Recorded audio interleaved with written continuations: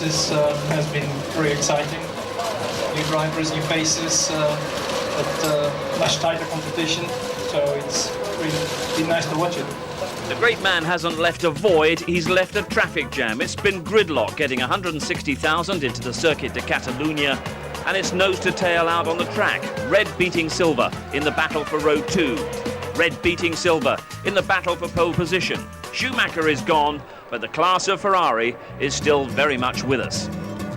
Good afternoon from the Circuit de Catalunya and a Spanish Grand Prix that everyone wants to be trackside for, including Michael Schumacher, and we'll hear more from him during the course of our big race build-up. But 160,000 are packing this venue just north of Barcelona, and they're here in anticipation of more home Grand Prix heroics from their world champion Fernando Alonso. He almost rewarded them with pole position yesterday, but was denied by the pace and the precision of Felipe Massa. But Massa isn't the only opponent that Alonso has to dominate today.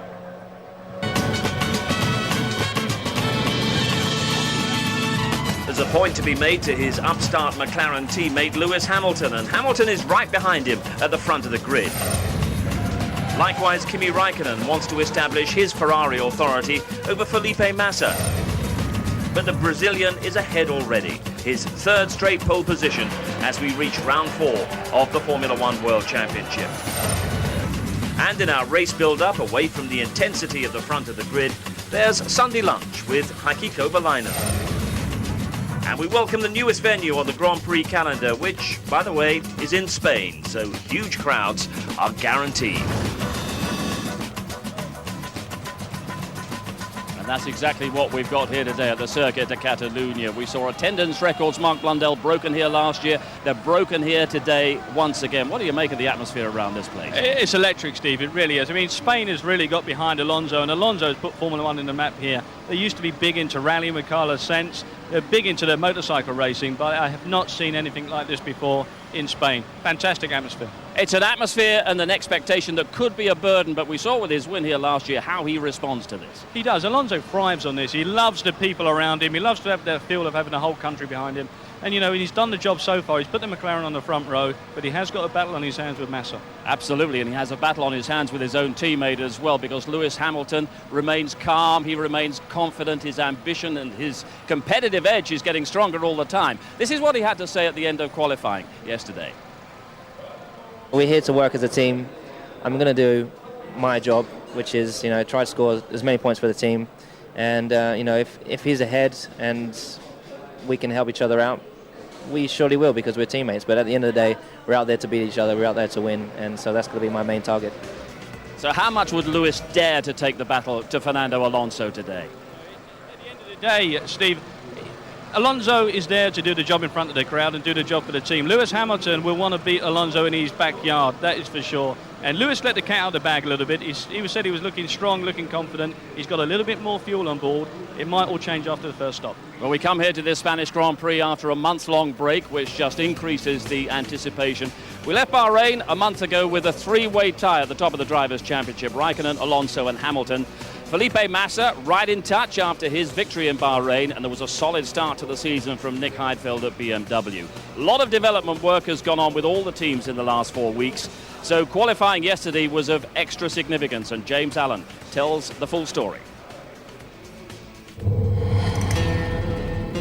For the third race in a row, we have Ferrari, McLaren on the front 2 rows of the grid. And on raw pace, there's nothing to choose between them. It's close to in the midfield, with Nico Rosberg in 11th and Jenson Button in 14th, separated by just a tenth of a second. Once again, the 2 Hondas and the 2 Williamses failing to make the cut for the top 10 shootout. David Coulthard's on form. He was 7th in the second part of qualifying, dropped down to 9th in the end. Much better than teammate Mark Webber, who had a hydraulics problem, and he's down in 19th place. Anthony Davidson certainly found the limits of his Super Aguri, en route to 15th place. And we had strong performances from Nick Heidfeld, 7th in the BMW, teammate Robert Kubica, 5th, and Jarno Trulli in the Toyota, 6th. Provisional pole changed hands a few times. Alonso thought he'd given the crowd what they wanted, but then Massa took it off him by 3/100ths of a second. And with Kimi Raikkonen and Lewis Hamilton separated by a similar margin, I think you'll find when the strategies play out that all the top 4 drivers set a virtually identical lap time. It was the most difficult qualifying in the year, in my opinion. If you look how tight it was from me and from Fernando. Both drivers from the two top teams can fight for pole position, for victories, for anything. So I think tomorrow is 66 qualifying laps for all four of us, you know, because there is no possibility to any mistake. We expect to be stronger than we've been, and in all the tests what we've done, we seem to go stronger in a test than in a race piece. So I think we need to look careful and see what's happening. We have a slightly different strategy to Fernando, at least, and I think we're in good stead for tomorrow. You know, if you work it out, I was just as quick, if not maybe quicker. We'll see. So let's take a look at the grid. Ferrari on pole for the fourth race out of 4, Felipe Massa. Alonso, still no pole for him in 2007. Through to row 2, Raikkonen and Hamilton feeling very confident in 4th. Could this be his day? Row 3, Kubica out-qualifies Heidfeld. Truly a wonderful lap from him. Heidfeld and Kovalainen, who out-qualifies teammate Fisichella. Coulthard's looking strong in the Red Bull. Fisichella rounds out the top 10. Rosberg is 11th, and then Rubens Barrichello in 12th heads all 4 Honda cars together on the grid. Sato and Button on row 7, and Davidson on row 8, just in front of Tonio Liuzzi and the Toro Rosso. Row 9, Ralf Schumacher miles off his teammate, same story for Alex Wurz. Mark Webber had hydraulics problem in the Red Bull. Adrian Sutil out-qualifies Christian Albers, and at the back Scott Speed, whose engine cut out right at the beginning of qualifying. 4 pole positions out of 4 for Ferrari. Why do they have the advantage in that respect, Massa in particular? I think Ferrari really have got a great understanding of their car. They've managed to extract every little bit out of it, but Massa seems to be just putting that one lap together and doing a perfect lap, which keeps representing pole positions. He's very low profile, Massa. He just seems to creep into the qualifying session, pump in a lap, and everybody's like, oh, where did he come from? You expect Kimi Raikkonen, you expect Alonso, you even expect Lewis Hamilton. Yeah. Massa just keeps producing. But it's so tight at the front of the grid. How do you read the fuel strategy? And Lewis was a wee bit indiscreet yesterday, but he feels he might have an advantage. You know, I definitely feel Alonso, Massa a little bit lighter on fuel load. They've got that front row position, but the 2 guys behind, Raikkonen and Lewis Hamilton, maybe 2 to 3 laps more. That first stop comes about, Steve. We're really going to get a picture of how this race is going to end up. And of course, pole position is so important here at the Circuit de Catalunya. Let's remind you a little bit more about what this circuit is all about and introduce you also to the changes that have been made in the last section of a circuit that is staging its 17th Spanish Grand Prix and is always a big test of aerodynamics. Martin Brundle is our guide.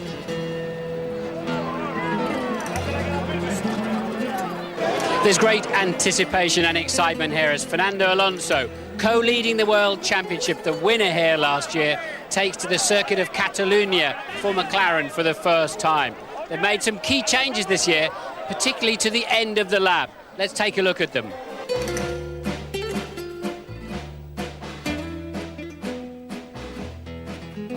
Now, since 1991, the final 2 corners of this circuit have been absolutely brilliantly fast. Turn 13, 150 miles an hour and still accelerating. The final corner, turn 14, 160 miles an hour. I can still remember the very moment. It's etched in my mind when I took it full throttle in a Benetton. Absolutely thrilling. But it seems we don't like that anymore. Now they want more overtaking down into turn 1, and this is a solution they've come up with.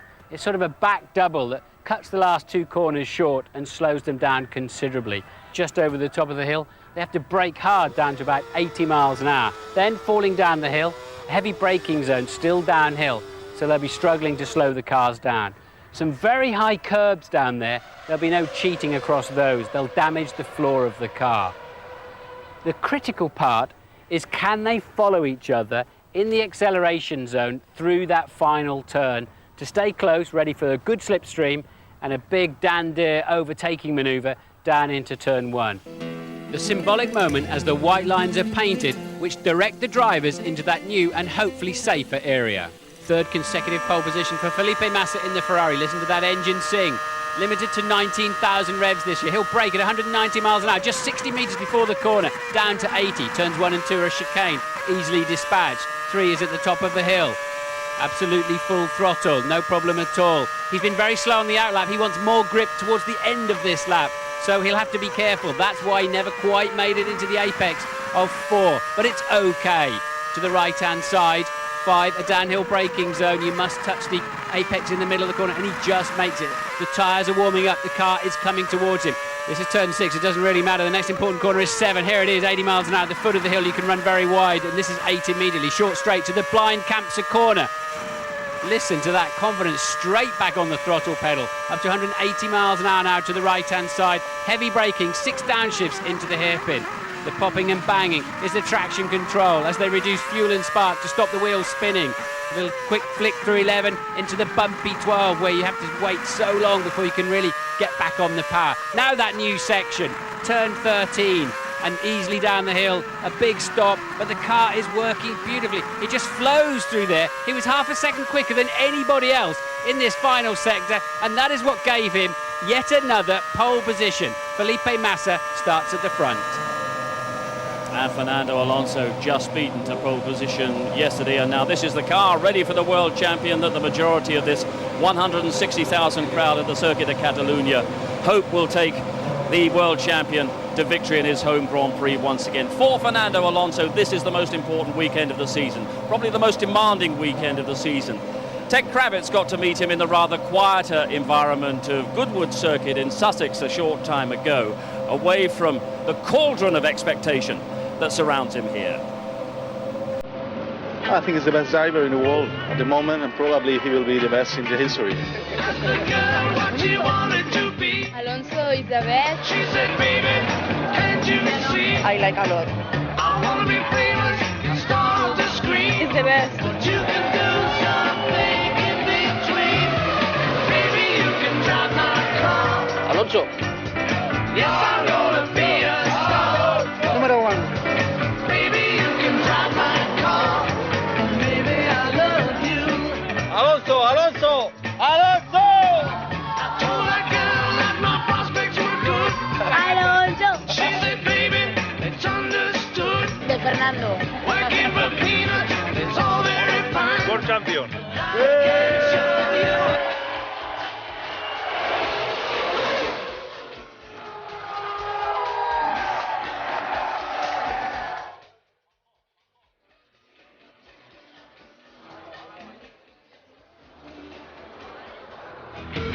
Drive fast, don't crash, make your money, make it last. Hang tight, kick back, prepare yourself for the attack. Fernando, I'm a bit nervous. This is your opportunity to get your own back on any stupid question I've ever asked you. I will try, for sure. I think you wear the helmet because if we're gonna crash, I will choose that side, always. Okay, fair enough. You've actually got one of these cars, right? Ron told us the story that you're the first driver ever to have paid for one himself. Is that true? I think Ron is the first time.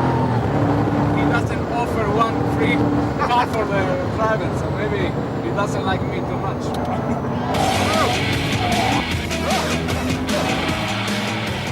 Fernando, thanks very much for the ride. I want to ask you about the Spanish Grand Prix. Do you look forward to that race, even though it must be really quite stressful for you?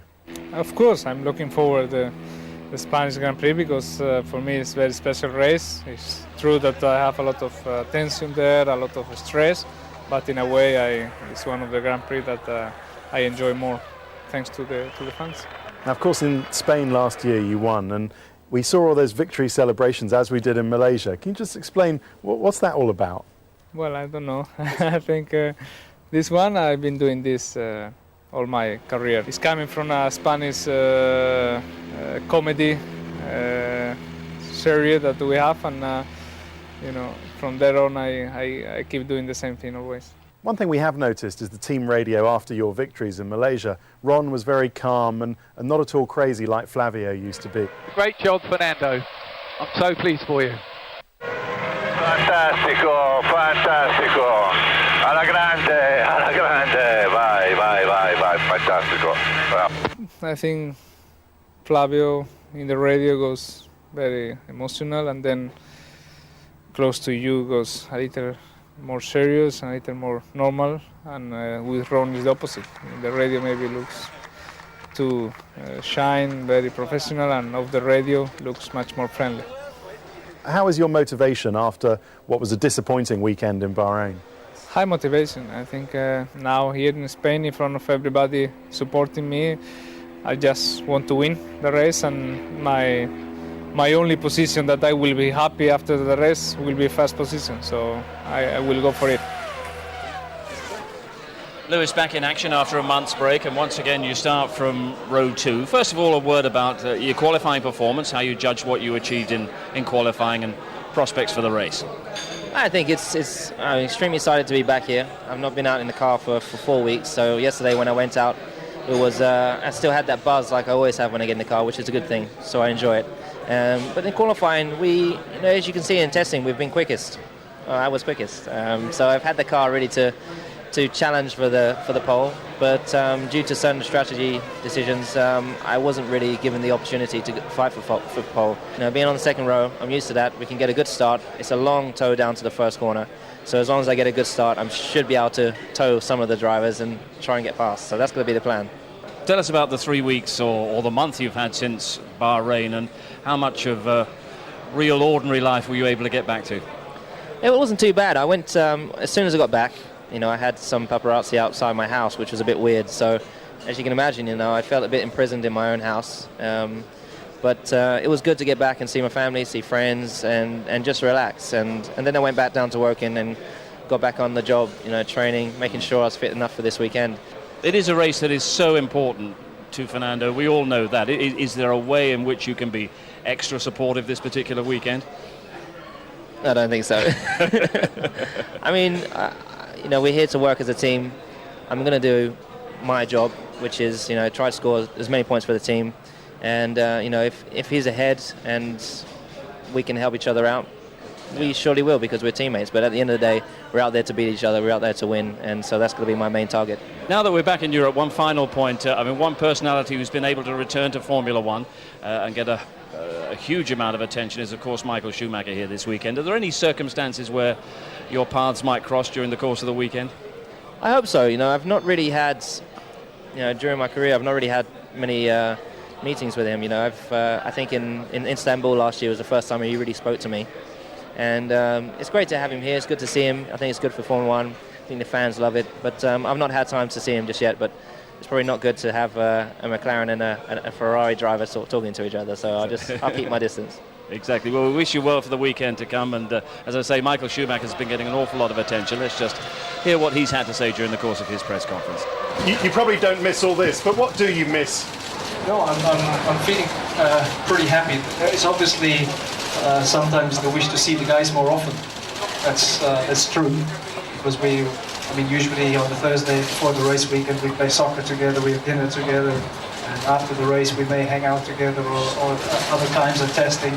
So those moments they have always been very pleasurable. Those things I do miss. There's only so much I can have, and I have other enjoyments now. I feel happy about this too. Is there any chance that your presence here this weekend might distract the team from their normal operation? I wouldn't be here if that were the case. All my participation is in a way to help in any means that I can, not to distract. So will you be in on all the briefings with all the drivers? I will be there where I need it to be. And how have you noticed a change in F1 recently with the new generation like Lewis Hamilton coming along? It's been very exciting. I have to say, to watch the races has been very exciting. New drivers, new faces, but much tighter competition. So it's really been nice to watch it. Well, Michael Schumacher will be watching the Spanish Grand Prix today from the back of the Ferrari garage. But I wanted to ask Pat Simmons about Fernando. You won the race here with Fernando last year. How's he going to deal with this when it looks like actually Lewis is quicker this weekend? Well, firstly, they're very close, but I think that's enough to put the pressure on Fernando. He's had 4 weeks to think about the last race and what happened to him there. He's at home. It's an awful lot of pressure for him. Do you think that fact of being at home gives him an advantage, a couple of extra tenths? I don't really think so. He's a guy who drives flat out whatever. I think if anything, there's distractions. It may have a negative effect. And in 2 words, how's your race going to go? For us, I think it'll be reasonable, but not yet what we hope for. OK, thanks, Pat. Back to you, Steve. And, of course, Kimi Raikkonen here at Ferrari is another man under a bit of pressure, not only from his teammate, but from the presence of Michael Schumacher this weekend. No sign of Michael in the garage at the moment, but that wouldn't surprise you, I suppose? No, it doesn't surprise me at all. I think Michael Schumacher is here as an observer, Steve. You know, obviously a guy who won 7 world titles. There's a lot that he can take in, and maybe after this weekend he might feed back a bit of information into what he thinks is better for the team in the future. Kimi Raikkonen won't worry too much about him. Kimi's in the car getting the job done. He's behind the wheel. Michael's on holiday, more or less. How much of a shock would it have been to Kimi to see Felipe just roll off these pole positions during the last few Grand Prix? Well, you know, everybody expected Kimi Raikkonen to step into Ferrari and set the pace and really get the job done for this year. Massa has really come on strong, and as I say, he keeps just creeping in there, and you know, time after time, pole position, race win. Kimi's under a little bit of pressure, but I'm not too concerned about that myself. I think Kimi will come good. Championship's a long way off yet, and I think both these Ferrari guys got a good hope of winning it. Well, while we wait for the drivers to head out, let's turn back to Renault and to Kimi Raikkonen's compatriot, Heikki Kovalainen, who's another rookie trying to make his way in Formula One, having a tough time trying to fill the shoes of Fernando Alonso at Renault. No surprise there, but one example that Fernando set that Heikki has followed, and followed very well, is to take up residence in Oxford, and that's where Louise Goodman caught up with him. You might think that Formula One drivers would have a team of nutritionalists to cater to their every whim, but back home in Oxford, Heikki Kovalainen's as happy in the kitchen as he is behind the wheel of his Renault. So, ready for cooking? Oh yes. So how long have you lived in this apartment? This is my 2nd year. Yeah. It's actually got a bit of a racing history, this apartment. Toyota's test driver Frank Montani used to live in this apartment. Did he? Yeah. Well, Fernando used to live in this area as well. Yeah, didn't just he? you can see his old apartment from the window over there. Yeah. I'm sure it's not quite like how the chefs are doing this, just this bit, but this is my way. And then this is our main course. That's our main course, yeah. Spicy hot chicken with basil. Yeah, it is very good.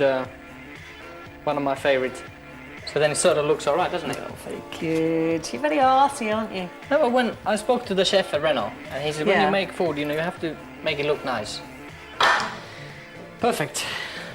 And I was thinking, we've got 6 chicken breasts, Yeah. but we probably will be enough with 4, maybe, do you I would think? have thought so, yeah.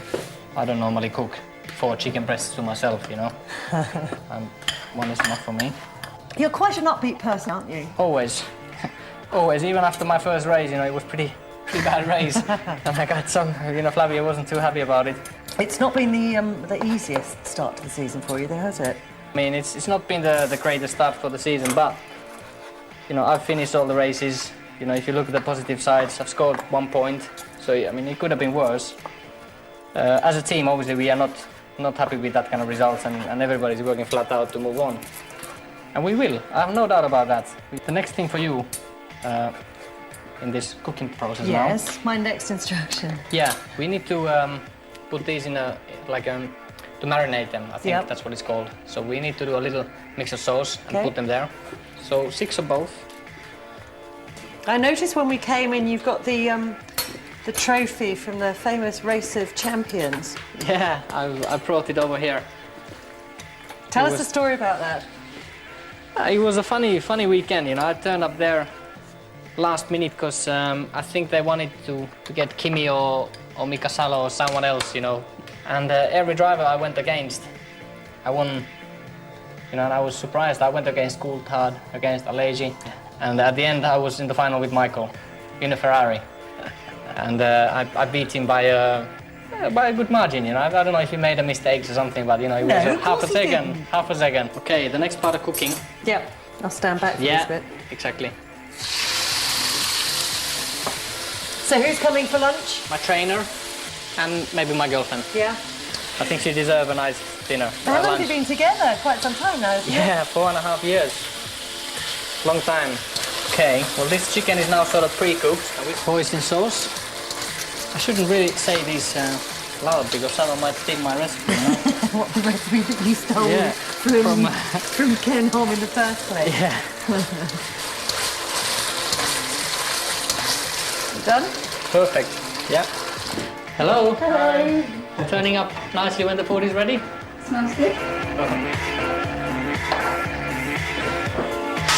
Bon appetit. Bon appetit. And in Finland we say hyvää ruokahalua. You say what? Hyvää ruokahalua. Hyvää ruokahalua. Yeah. That's yummy. Right? Yeah, I do. Pretty good, isn't it? I've practiced this one 100,000 times, so I mean, if I get it wrong, it's pretty bad. So what do you think your headline will be in Spain this weekend? I think we got to be realistic. We got to try to score points. That's got to be our target, and move on. It would be funny if Lewis beat Fernando in Spain, wouldn't it? But honestly, I'm not gonna say what the result is gonna be. It's gonna be close anyway. Well, that's Sunday lunch sorted, and there's a bit of rookie support from Heikki Kovalainen for Lewis Hamilton, who is now installed in his McLaren, all set to go out. And is that the mood all along the pit lane, Mark, that a few people will be wearing a smile the day that Lewis puts one over on Fernando? I think everybody's got a lot of support for Lewis. They've watched him coming through GP2. Everyone used to tune in to see those races last year. They can see what Lewis can do in the car.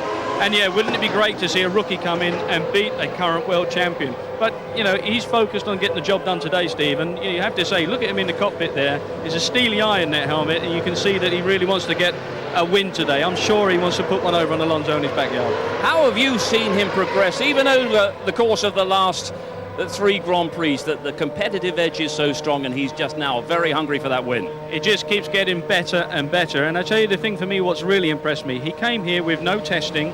He's turned up cold. He hasn't been around this circuit. All the other guys have. They've got a change on the car. He's straight away competitive. That takes a lot to do.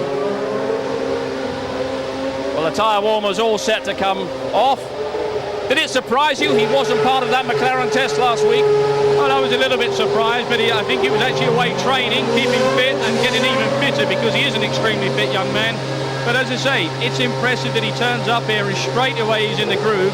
And many of the sessions, as we've seen, Steve, he's been the fastest driver out of the 2 McLaren drivers. And there he goes, and it's a circuit on which he's driven brilliantly in the past. Will he drive brilliantly once again today? His Spanish teammate Fernando Alonso already out there. He'll be taking the applause on the grid very shortly. And we've seen over the course of this weekend how strong the Spanish appetite has now become for all things Formula One. That's after the poor attendances and the rather scant television coverage of recent years.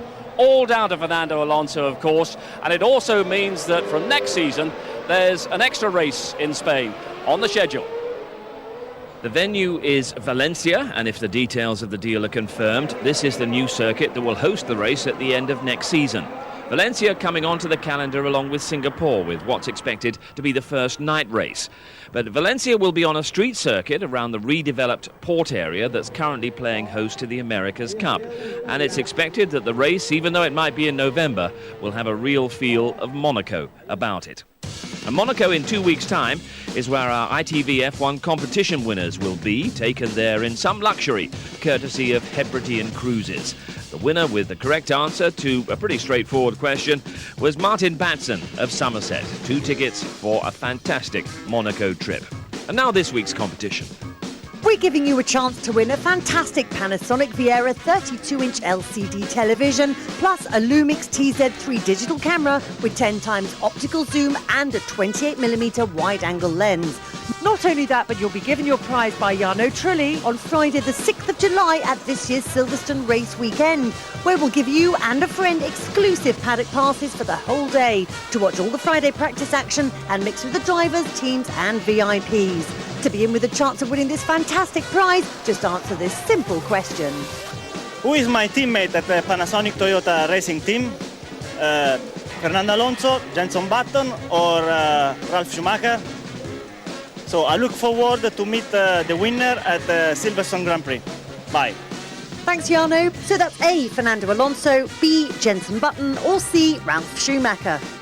The number to call is 0901 293 2020, or you can text F1 plus your answer, A, B or C, to 63337. Calls cost £1 per entry from a BT landline. Calls from other networks and mobiles may be higher. Text will cost £1 plus the standard network rate. Lines are open now and will close just before midnight on Thursday, the 24th of May. Entrants must be 18 or over. Details of this competition, including terms and conditions, can be found on the ITV F1 website.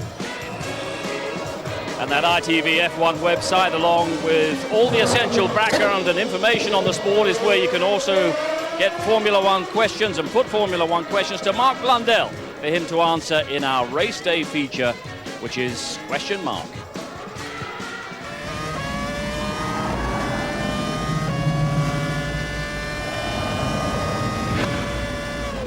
Rose Nichols from Cambridge asked, what difference does it make for the teams to be back in Europe after 3 long-haul races? I've got Mike Gascoigne, Chief Technical Officer from Spiker, to answer this one. Well, for us it obviously makes things a lot easier. The logistics of the first 3 flyaways are very difficult. Obviously moving 25 tonnes of material around the whole world from track to track is very difficult. Back here we're in our trucks, everything's in its right place, we know where everything is, and obviously for us when we have a problem overnight we can get stuff out because it's only a couple of hours on a flight. These trucks actually got engineering facilities and you also got your debriefing areas, so life is a lot easier. Yeah, we've got the offices for the engineers, I've got my own office in there, so when I've got to tell the drivers off we can do it in private, and we've got all the computer networks, everything is set up, which obviously we have to do in different offices when we're on flyaway races, and it's much more difficult. The team motorhomes are also back in the paddock. Many have evolved for 2007. Going bigger and redder than ever is the new 3-storey Ferrari PR centre, shining and bristling with Italian style. You can also keep an eye on the neighbours.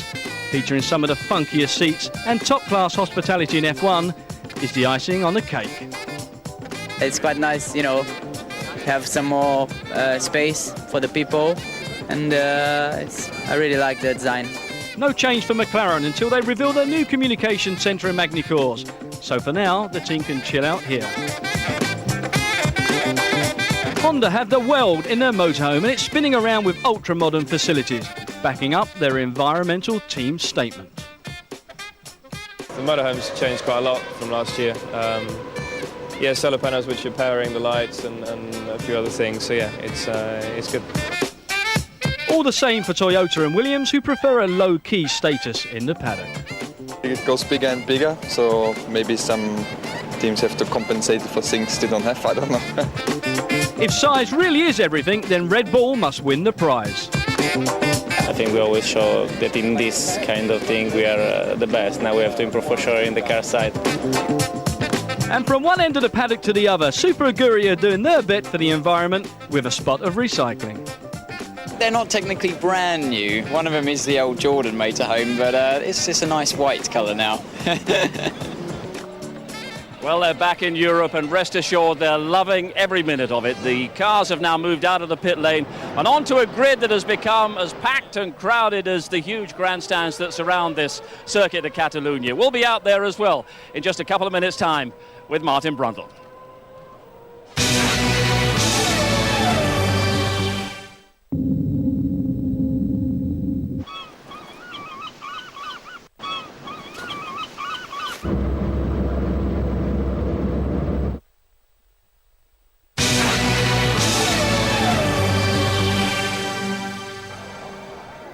Formula One season arrives in Europe and gets a fantastic reception here at the circuit of Catalunya. Some of the biggest crowds the sport has ever seen are packing those grandstands, enjoying the warm sunshine and also the sense of anticipation that is at its most intense down there on the grid ahead of this Spanish Grand Prix.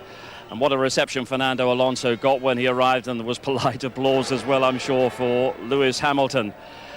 But let's get down there to Louise, who enjoyed a little bit of lunch with Heikki Kovalainen, and is back with him again. Well, we've seen your cooking skills earlier on in the show, Heikki, but it's your driving skills that are going to come to the fore today, and you're quite well placed for a good race, aren't you? Yeah, I'm glad to see you here without me poisoning you, first of all. It was very nice. Thanks. I think we have a good opportunity today. Yesterday qualifying went better than expected, and I think we made a small step forward with the car. And starting from 8th, we can look forward to score some points, and if you could make a couple of places, that would be even better. You say better than you expected. Is it some improvements that you've made to the car this weekend that have helped you? Yeah, I think so. We are slowly, making progress, and obviously, the team is, at the factory, back at the factory, they are pushing 100%, to improve the package, and I think we start to see some small improvements now. Both cars in top 10, and like I've always said, we've got the best designers, best engineers, best mechanics. There's no doubt we come back, and this is just the beginning. We just got to keep going this way. Drivers aren't bad either. Have a good one. Thanks. Heikki Kovalainen there on row 4, and just look at those crowds. Huge crowds here yesterday for qualifying as well. It is a sensational atmosphere at this circuit of Catalunya. The majority, of course, coming to see one man, Fernando Alonso. But we talk so much, Mark, about the battle at the front end of the grid. It's a fascinating battle as well. In midfield, who has got the supremacy there at the moment? It has been BMW so far. Well, you know, I think the one to watch out for today is going to be David Coulthard. I think DC is going to be a fly in the ointment for BMW. He had a very strong race in Bahrain. He's the DC of old in his way. He's driving, he's very relaxed, but more importantly, the Red Bull have made a major step forward in the 4-week break. And they've definitely given him a car now, which has got some performance level there. Nick Heidfeld there, who will be alongside Kovalainen on row 4, out-qualified by his teammate Robert Kubica today. Yeah, Kubica, I mean, we expect a great deal from him. He hasn't quite shown it so far in the season, but I think Heidfeld has been definitely kept honest by Kubica. But, you know, Nick Heidfeld will always be solid when it comes to the race itself, and he's going to be in that top 6. The Renaults, yeah, they made a step forward as well. I'm interested to see how Kovalainen gets on, because he has out-qualified Fisichella, and I think they show some real promise. And the other British drivers further towards the back of the grid, where we talk about Jensen in fairly solemn tones these days, but there's no great improvement on the horizon, is there? Unfortunately, at the moment, Honda are really struggling, but they are full of anticipation with the new car, or a revised car, heavily for maybe the Canadian Grand Prix. And all Jensen Button can do is really keep his head down and keep on top of things, and hopefully, you know, make sure that when that new car does arrive, it's going to be a lot stronger. Bernie Eccleston there is so delighted to have the arrival of Lewis Hamilton in Formula One, anticipating the impact and the growth for the sport, especially in terms of United Kingdom television audiences, that is sure to bring. Anthony Davidson, we must also mention, who was terrific in Bahrain, and he's set for a good few decent weeks. He's been having a great time, and I think Davidson is in for a real shout today with some points. Okay, what stories, what opinions might we be able to get down there on the grid as we join Martin Bridle? Welcome to the grid. Great atmosphere down here. The crowd were just cheering as Alonso was pushed past, almost a traffic jam as the cars are pushed to their grid slots. And then the jeering started with a group of people who looked like the local politicians or something, and the crowd went crazy. You were talking, Steve, about Karl-Heinz, how are you? You were talking, Steve, about the Brits down here in the midfield, and we've seen some incredible racing in the midfield through this Grand Prix season so far. The story at the front is going to be, can the McLarens get away from the right-hand side, dirty side of the grid? We think the front two on the grid are pitting about the same time, and the second row, Hamilton and Raikkonen, are pitting maybe 3 laps later as well. So that's the story going on down there, with the BMWs chasing them hard, we suspect. And then there's this enormous fight going on behind the scenes as to who can be best of the rest. And back here you've got Grand Prix winners, Ralf Schumacher, Jenson Button, Rubens Barrichello, David Coulthard, all hoping to go home today with a World Championship point. Let's just take a quick word with Anthony Davidson here. Ant, you got a quick word for us? Well, sorry, yesterday, chap, I was just telling everybody what a beautiful job you do to driving this car, and then you threw at the scenery twice. What was that all about? Don't worry, I'll send you the bill.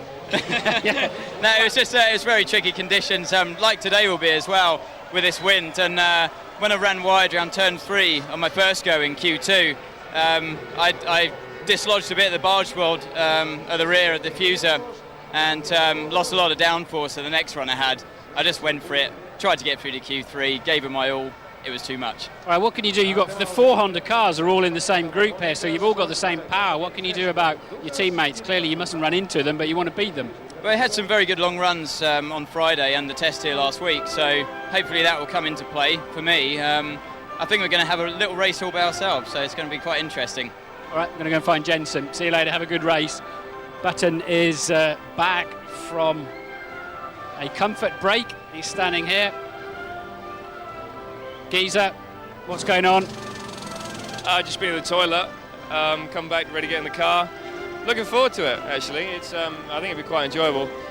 It'd be much nice to be at the front, but we've got a good little battle around us. So. Yeah, we're just saying 3 of the 4 Brits are back here with Anthony, yourself, and DC with a great slot up there in 9th. But it's frantic back here. Sometimes I always thought, sometimes I driven better and harder races for P12 than to get on the podium. Tell me about it. I noticed last race what it's like into turn 1 and turn 2. It's manic because everyone obviously is trying to look for that extra bit of road. So it's going to be pretty mad first corner, especially with Taki alongside me, but I'm looking forward to it. It's going to be fun. Well, your ex-teammate suggested he might be a bit leery. Yeah, there's always that possibility. And he put me off at the last race, but you know, we'll wait and see. It should be fun. Is that last, that sort of Mickey Mouse bit they put in at the end of the lap, is that going to create any more overtaking? I don't think it will. I had Webber behind me in testing. He was about a second quicker than me, and he couldn't overtake me. So I don't know. I think if someone maybe makes a mistake, it's a possibility, and it is possible because it's very slow and very slippery. Okay, see you later. Have a great race. Let's see who else we can find. We're scooping up a good number of drivers. Ruben's talking to the Irish TV at the moment. We'll wander in. Let's go and see if we can find David Coulthard. Got his car up into the top 10 and would be, I'd imagine, very, very happy about it. Let's do a little flyby here with Nico. Just a quick word. Nico, through the balaclava, quick word. Car feeling good. Track, what's the track like on your reconnaissance lap? Yeah, track was actually quite different, quite a lot. So it's going to be quite interesting for those in front who don't really know about it. Okay, good stuff. We're going to go and find some others. Have a good day. We drove, in fact, we drove the car that he wrote off here at the test. That's why he did. He's over here with Christian and DC. Quick word for us. What's the story? You got it into the top 10. Have you got race pace to match that? I hope so. It's really, our strategy has us anywhere from 7th to 9th in the normal running conditions. I believe Kovalainen's stopping a lap later and Fisichella a lap earlier, so that's not good news. I've got to try and get past Kovalainen at the start. So you got to really go for it at the start. No choice if you want a point. It sounds like it, yeah, absolutely. Nico was just alluding to, he said the track's quite a bit different from from qualifying. I guess there's been a lot of racing going on. Well, there has. You've had GP2, you've had Porsche Super Cup. You've got everyone walking around in the grid, bringing all the dust and dirt. So, of course, it always changes. I like Simon, your brolly dolly. You could have chosen somebody just a little prettier. See you later, Simon. It's time to go back to Steve. Well done, Martin, and the crowds settle in their seats, and the start is a very short time away. You see an overview of the circuit, and Lewis Hamilton taking shelter under the umbrella. What's your view of what the changes that they've made at the back of the circuit and ahead of that last corner? It takes a bit of the muscle out of this place, doesn't it? Yeah, it definitely does. It just takes some of the flow and the finesse of the circuit, what it had before. It's a bit unfortunate because you really got a nice little bit of a pace on there, and you've got to slow the car back down again and then get back on it and through the last corner. But interestingly, the car's running about 10 kilometres slower, which really did surprise me. But there's no real promotion of overtaking with that track change, Steve, and that is a disappointment. If we're going to make a change to a circuit like this, let's make sure we can get some overtaking in there. But off the start line, and there's the chicane that's been installed ahead of the last corner, but off the start line, what's the run down to that first corner like? Well, interestingly, again, this is one of the circuits with one of the longest runs down into turn one, and you can get off the line actually a bit slow, but if you've got the drag levels where they should be and you've got a little bit of horsepower there, you can really fight your way into turn one. Also, you do see a few incidents here, sometimes a little bit of dust on the outside of the circuit. You get a couple of guys slip off wide. We saw it in the GP2 race. It could happen here, but these guys should be pretty well prepared for that. We caught a glimpse of Robert Kubica, who is on row 3, the first of the BMWs. It's going to be interesting action down there on the first corner. The circuit de Catalunya has its critics. It's a great place to test, but a very tough place to race indeed. And pole position all important. And in the valuable possession once again of Felipe Massa, his third straight pole position in this season, 4 out of 4 for Ferrari. 160,000 fans, proof that it's the perfect place though to pay homage to Spain's greatest sporting hero, and the future of the Spanish Grand Prix at this circuit was yesterday confirmed right the way through to 2016. And the circuit consortium and the Catalan government now are able to push on with plans to make it what they call the best racetrack in the world. But what exactly does the 2007 version of the Spanish Grand Prix have in store? We will find out in just a few minutes' time.